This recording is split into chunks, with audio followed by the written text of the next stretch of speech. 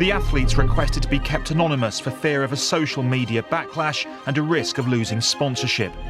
I don't give no fucks, no shits about cis women being offended by chest feeding. Since it's now offensive to identify someone as a mother, that term has been replaced with birthing people.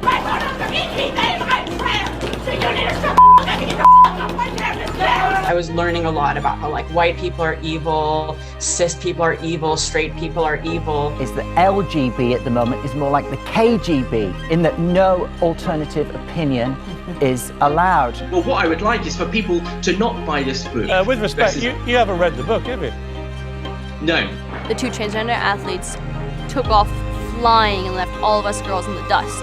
I knew right then and there that women could be completely eradicated from their own sports. Yo, who gives a fuck if women can't compete at the top level?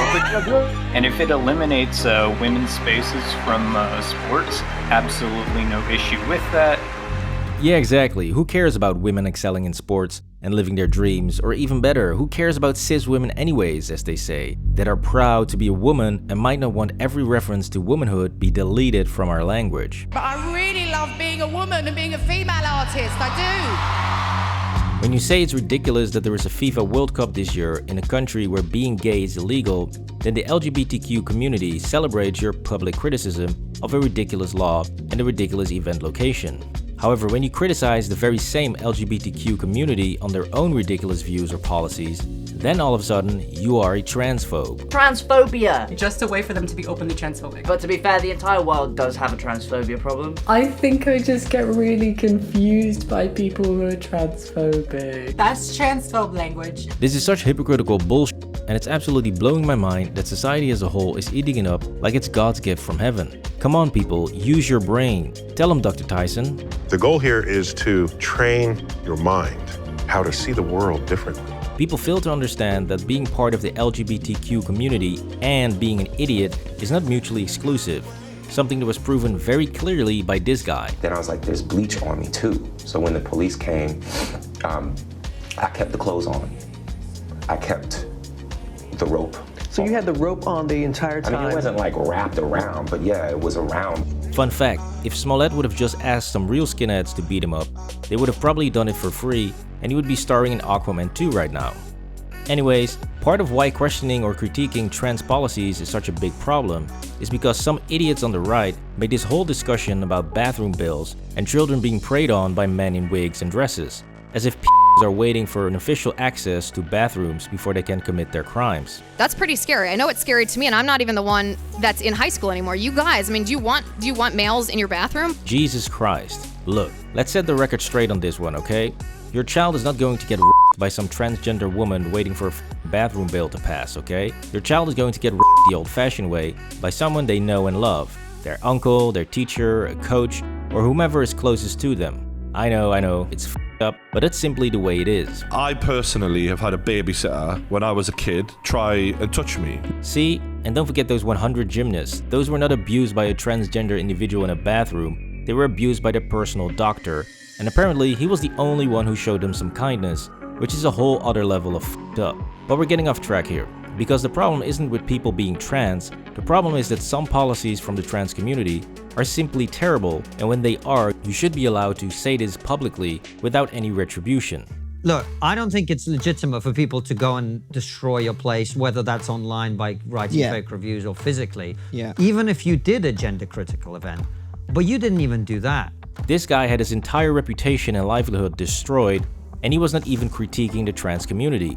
He simply received a thank you from J.K. Rowling for raising money for orphans in Ukraine, and the trans community went after him as if he was the devil himself. And you did a fundraiser for something completely unrelated with her. And now you're coming to your restaurant, which is a family restaurant. You've got kids there, you've got people there, right? You've got staff there, and it's getting attacked because you stood next to a person who said some things that some people don't like. Yeah, that's basically where we're at. That's exactly where we're at. This proves that it's no longer about a sensible inclusion or acceptance of a struggling minority, but simply about venting anger and hatred against anyone who dares to question their policies. So if you agree that we should be free to debate and critique any subject, then drop a like on the video and comment down below to push this video out to as many people as possible. Now with that said, things are starting to shift a little since the trans community is having a major problem with their own strategy, because calling every critic a transphobe doesn't work when the person who is critiquing you is also trans. No rational human being looks at what happened here in the case of Leah Thomas and 99% of other trans athletes and says, that's fair. No, guess what happens? People start to build resentment for that. People don't like that. Like, who the fuck really sat down and said, okay, here's what we're gonna do to make everyone get on board with who we are. We're gonna tell them they have to accept sterilizing children. They have to be okay with ruining women's sports. And if they don't wanna fuck us, they're transphobic. Sounds like a great plan.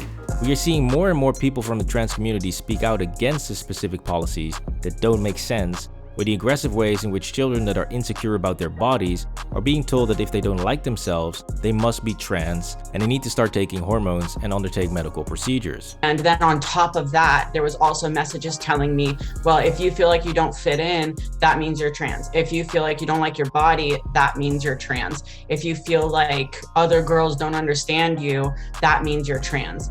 And if you change your body through testosterone and surgeries and all this kind of stuff, then you will no longer feel so uncomfortable in your body. And that was a very seductive message to me because I was just so deeply struggling with that. Just think about that for a sec, because most adults don't even like their own bodies, and that's why perfectly attractive women will undergo dozens of needless surgeries to basically look like a plastic doll. So if adults are struggling so much with their confidence in their fully developed bodies, it's no wonder that children are even worse off, since their bodies undergo major changes each year. Now most kids can't have elective surgery if they feel uncomfortable in their own bodies, and most parents and medical professionals will advise against this, but if a kid says they want to change gender, a whole new world of drugs and surgeries opens up, allowing them to change every single inch of their bodies, which can have disastrous effects.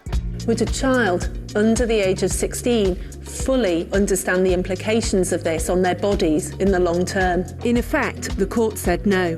It said it was doubtful informed consent was possible for under 16s. There is no age-appropriate way to explain to many of these children what losing their fertility or full sexual function may mean to them in later years. During that time that I was on cross-sex hormones, I underwent a double mastectomy procedure where I had my breast removed. Okay, so not only did she go, wow, okay, that must be horrible, but, oh, Jesus. Right, so she's been on testosterone 4.5 years and then she got top surgery. That is, wow.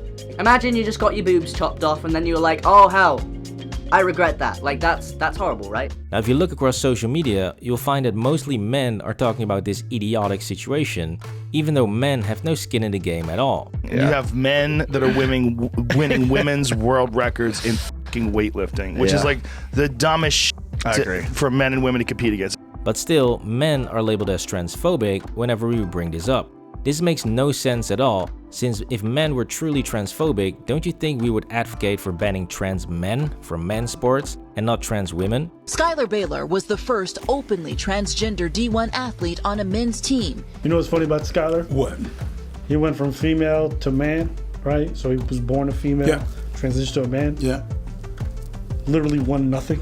You see, men don't care if trans men want to play men's sports. You know why? Because trans men have a major physical disadvantage to natural-born men. So if trans men are happy to compete with those men, then we don't care if they want to compete against men in competition. However, with women's sports, it's a totally different story, since the male body will give a trans woman a very clear advantage over every single elite-level female athlete. Now, official sporting federations have tried limiting testosterone levels at 10 nanomole per liter in 2015. That didn't work. Then they lowered it to 5 nanomole per liter in 2019, and clearly still that doesn't work, since the average woman only has about 0.5 to 2.8 nanomole per liter in their systems their entire lives. Not just 1 year of 5 nanomole per liter as a trans woman after having 20 years of 10 to 35 nanomole per liter of testosterone fully developing the male body. And so finally some federations are stepping up and saying if you've undergone male puberty, you are not allowed to compete with the women, which obviously started World War III with the trans community, but at least it makes a lot more sense than the meaningless testosterone limits. Now I'm not saying that this policy is perfect and needs no more changing, but at least it shows that by continuing to evaluate and criticize new policies, you can begin to move towards a better system and a better society. When you let biological men dominate women's sports, not because they are more talented and not because they train harder or have more discipline, but simply because they were born as a biological male, then you are effectively saying to women everywhere, sorry little girl, but you were simply born in the wrong body.